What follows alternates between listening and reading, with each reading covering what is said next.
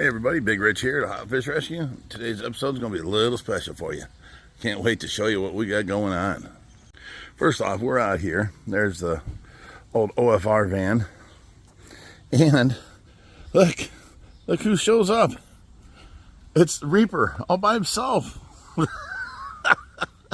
How you doing, Reap? I've been better. Everybody's letting me down today. That's why I was going to ask. You know, why are you here by yourself? Yeah, John was supposed to be here. Jason was supposed to be here, but... And we were all supposed to head out to your place. Yeah, and chop up that tree, yes, you know, that came down in the yard. And... First off, I had to call him and tell him that my nurse is in the hospital. She's in there for the weekend. I cannot leave Tracy. Right. So then, I don't know what happened, but he showed up here all alone. He got the chain for the chainsaw, and we're ready to put that on there. But meanwhile, we'll get that handled. But look at this, Reap. Went and got the... Yeah, you ain't got to weed it. We found the stuff that kills this stuff. Look how... I was just going to do a video on it, but... Oh, well, I'll just mention it for a second. And look at it. It's killed it all the way up there. I'll just talk on it. You can do a video. Look at the flowers coming up. I love it when these things flower like this. Oh, yeah. Those are all the hospice. Oh, you're talking the flowers back there. Yeah, the hostas are all flowering. Look at that. Yeah, even this big one right there, man. Look at it. Oh, yeah. Look at this here. Flowers everywhere. I like it. They are flowering. All the impatiens are coming up and starting to, take off over there. Petunias. Petunias, is that what they are? Yeah.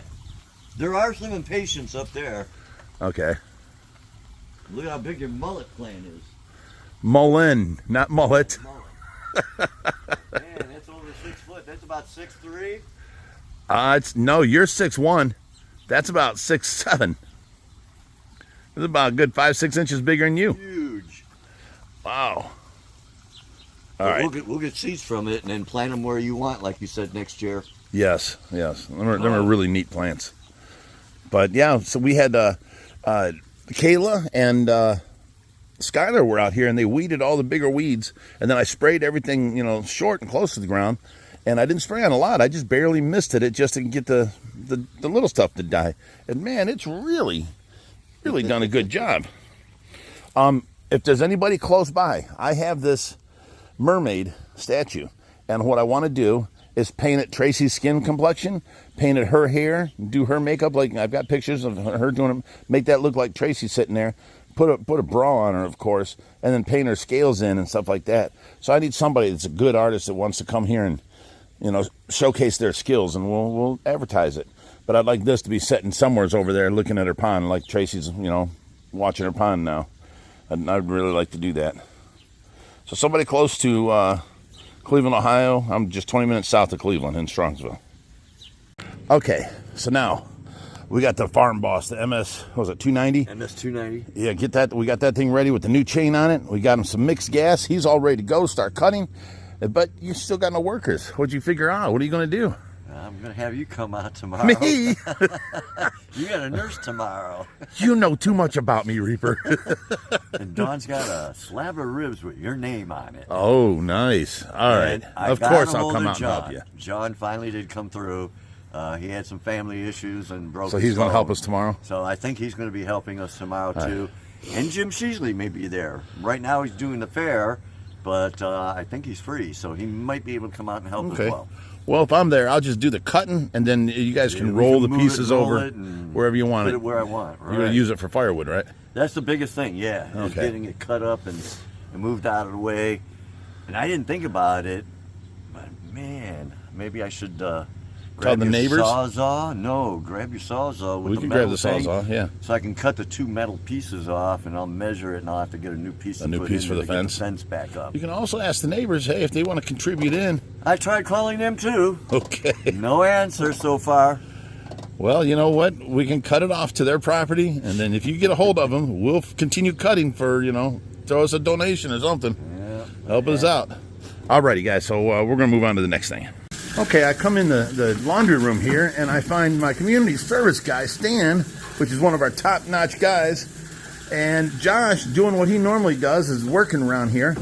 I wasn't planning on this, wasn't expecting this. We're just walking through, so I figured I'd let you guys see some more work going. Ooh, that was dirty.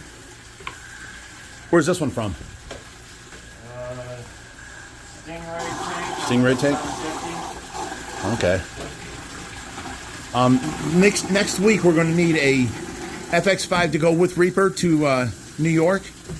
So I need to know what tank to take that off of that you think is best.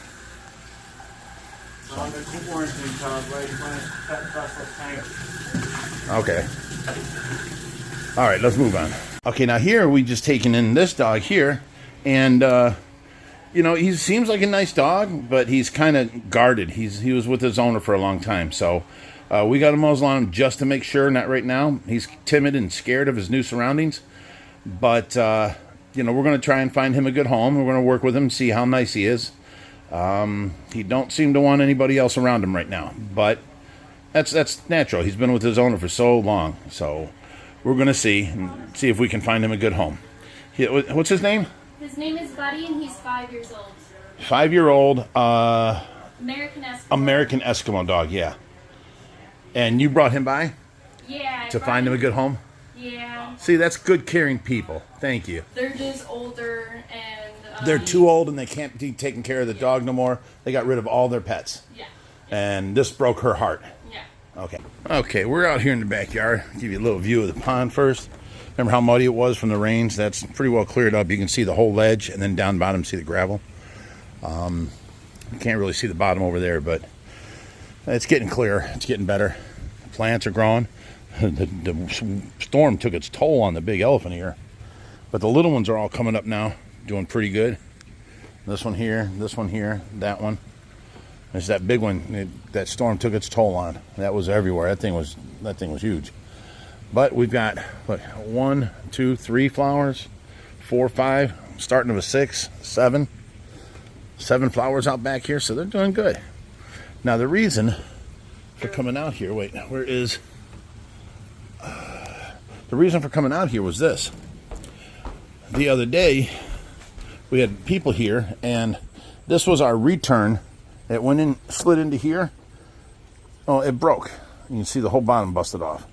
So I've got another reel right here, big open face. We're going to put under here. I got to take some screws out and put under it, but it will sit in there tight like that.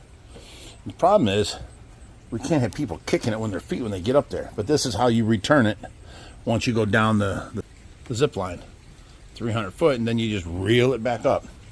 So I like the big open faces because they hold more line, and I want, like, you know, 20-pound tests on here. We've been doing it with like 6-pound tests to hold as much line as we needed. We need 300 feet. So hopefully we can get 10 or 15 or maybe even 20 on here. We're going to try. And then it'll be able to pull it back. Basically, when you're sitting there, this rope just hangs under you, and we tie it to the end of the rope. So the rope hooks onto the gate latch. That way it can't go nowhere when it's sitting up here. So, you know, lots of little things that we're doing there and trying to make the place more fun, more livable. And Jerry likes it out here. Hi, Jerry. It's like we don't have places for stuff like this. This is that big floating thing. I need my barn built. That little barn's got to come down, and we got to put the big barn in there. I'm allowed to have a 20 by 30. So, you know, we don't have a outside storage area. That's what we need. So let's move on to the next thing. Now, coming in the pool room, you see all the plants there. Josh is working on a filter over here, cleaning that out. You saw him cleaning out before. So that's why that ladder's there. But here's what I got to do. This whole shelf here, this is behind, if you look this way, these are the 3 tanks behind the pond, or the pool, the predator pond. These are the 3 tanks here. Well, behind them, I have this open area with all these shelves. These are them shelves that they got at like Home Depot. And different things are up here. This is where all the lighting goes. Half of that lighting don't work. I have to go back through them and see which ones are missing plugs, which ones work, which ones don't work, which ones have broken bulbs, missing bulbs, whatever, and organize it better. This is what we're left with the koi food. We're almost, as opposed to what we had, this is getting low, but we're doing good with that. And then, you know, over here, we walk through and we've got, under here is all of our air stones, air pumps. There's the bigger ones up top that, you know, we use here, and all that kind of stuff. We have our spare LA80. This is the air pump that runs the entire fish room. So we've got 2 used ones come in the last year or so. So I don't know how long a life they've been running, but we got them as a backup in case ours stops. That way, while ours is down, we can buy a rebuild kit, rebuild the diaphragm, and this one will run, and we're never out of air. we have a spare. We got drawers full of stuff over here, and we've got them marked. So we've got to go through and put the right stuff in the right places. And there's a lot of stuff I can get rid of up here. Like these barrels we no longer use, we can get rid of them. We don't need them no more. This whole thing right here, this was when this was the workout area for the kids. This was the monkey bars. We can take that whole thing down. We've got like tubs and stuff that we got to sort yet that we have to put away right. See how we're starting to do it? We got heater controllers and heaters. You know, that's a lot better, a lot more organized. This is lighting that don't belong here. It belongs over there with the lighting. So you see how things get out of place. And then look at this here. Oh, this is that's just too much. We have to clean and organize this. And then as soon as you do, for about a week it stays clean, and then people get lazy. They come back here and they set something down because they don't know where it goes. And that's what gets us.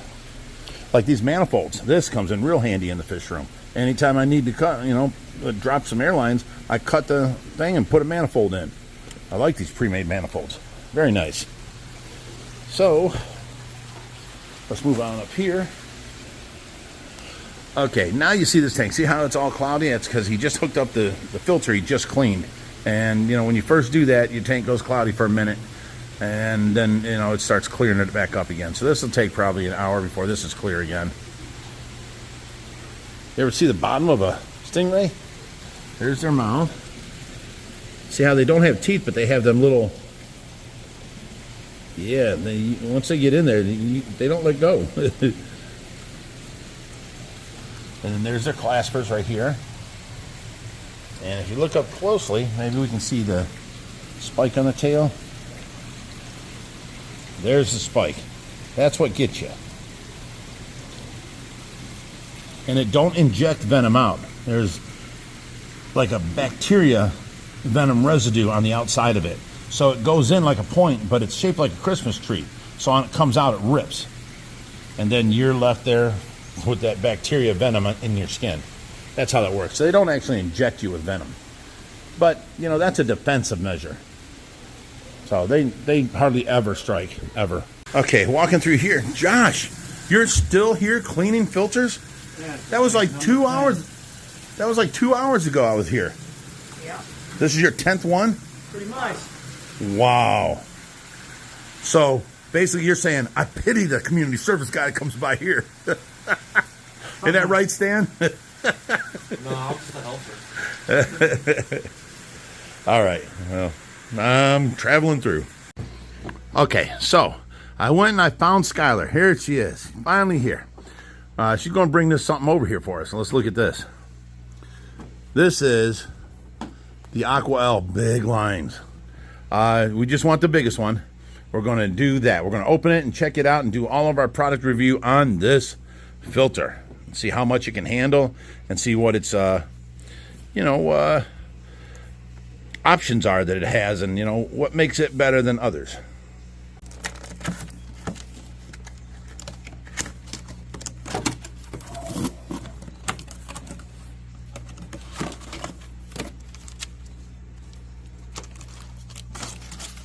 Got some good packaging too, don't they? Very secure packaging. Like nothing's going to move.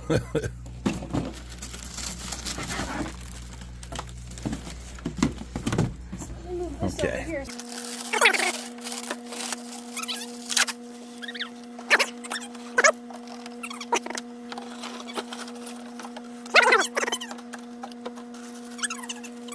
See, here's the thing. Now, y'all know we love our FX6 and 5s and 4 filters, but the hoses that come to them aren't these hard plastic like this. They're a real light plastic, and we have to replace them all the time. These seem like they'll last forever. They feel, were they heavy? Hand me them up. They are heavy. They're nice hoses. Those are Oh, cool. yeah. That's that non-collapsible PVC. In other words, it fold it in, it comes right back out. That's nice, hard, heavy-duty PVC vinyl. Feel that too. The hard plastic ones. Oh, yeah, nice. This is some good quality stuff. Okay, so what we're going to do now is we're going to open this thing up, see how easy it is, because it's supposed to have a pre-filter that if you clean the pre-filter, once every couple of weeks, you don't have to clean the rest for, months at a time. So let's go ahead and open it up. Skylar, you've never read the instructions or nothing. Let's open this thing up. Okay, Hey, let's take it apart and see how hard it is to clean. Wait, what are you doing? Do the first latch. Oh, look at that. Oh my God, it has a Easy access. pre-filter. So if you clean this filter right here, you know, once every couple weeks, then you don't have to clean the rest of the filter out. That's amazing. Who'd have thought of that? A pre-filter on your canister filter. That's great. You just close that back up. Okay, now let's see how to clean the rest of the filter. Look at you. You didn't need no stinking instructions. Who needs instructions when it's Aquael? Okay, so now you're inside. Look at this. And then these are the trays. Okay, this makes sense now. So you got tray number 1. You've got a foam tray. You've got bacterial tray. And then you've got this down here, which you can have anything you want. Carbon, whatever. So you've got mechanical, bacterial, and then chemical if you want. And there's a couple layers. Oh, there's a of that. couple layers of yeah. And then there's even another layer too. Okay. Wow. They thought of everything in this. Put these back in there. Thank you. That's like a four-stage filtration system. Now, see, we do our canister filters. We only use them for mechanical. So we don't have no fine sponges in there. We just have, you know, really large sponges in there, the big thick ones. And that's all we use them for is water clarification. But nobody else is like us, so we don't, you know, we're different than normal people. So you want your tank all to be encompassed into one filter. Well, there it is. That handles mechanical, biological, and chemical filtration and a pre-filter. That's great. That's a good system right there. And this is the ULTRAMAX 2000 by Aqual. ULTRAMAX 2000? Okay. Well, I'll tell you what. That seems handy as can be. And if a girl can figure it out, look at you trying to figure it out. I'll put it together. If a girl can figure it out, I'm not saying nothing, ladies. I'm kidding. I'm kidding. I know women are smarter than men, okay? But, you know, you figured right out, Skylar. Yeah, no, this is really easy to use. Oh, is that the pre-filter? Let me see that. That's the intake. Yes, look how big and wide this is. Okay, that's awesome. Let me see the other parts. Nope, not the YouTubes. Let me see this. Okay. This goes on to here. And they're shaped a certain way. They only go on one way. Okay. And then what else we got? All these parts here.